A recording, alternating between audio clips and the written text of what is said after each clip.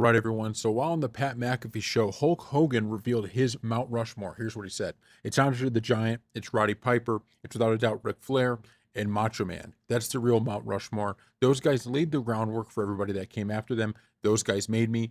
If it wasn't for those guys, I wouldn't be Hulk Hogan." So I got to say this: I love Andre the Giant. There is no question to me that when I think about wrestlers all the time, you bring up Steve Austin, you bring up Hulk Hogan, but Andre the Giant is he's kind of in like an Undertaker tier with me, where it's like he's not even coming into the equation of like greatest ever because he's just already on like this top thing.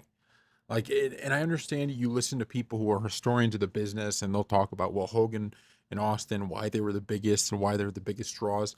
None of that matters to me. What matters to me is like in my mind, who is the most iconic, and it's always Andre the Giant. And I kind of like how Hogan puts everybody, in that kind of initial big era as WWE starts taking over all the territories. Those are all the people he views as the best. And I do think we sometimes overlook that. Like we talk about all of the new guys and we, compare and contrast all these guys, but it's a lot different when you're building from nothing. When you're building from like this is a new thing that's happening. And I understand there when Vince took over a territory, so it wasn't like they came into nothing.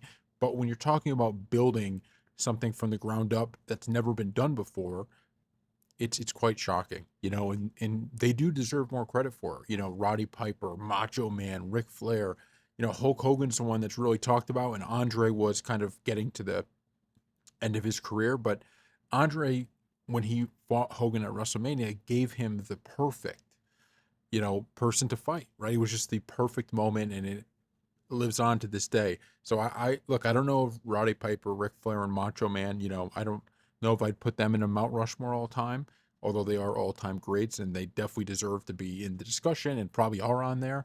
But Andre the Giant, certainly.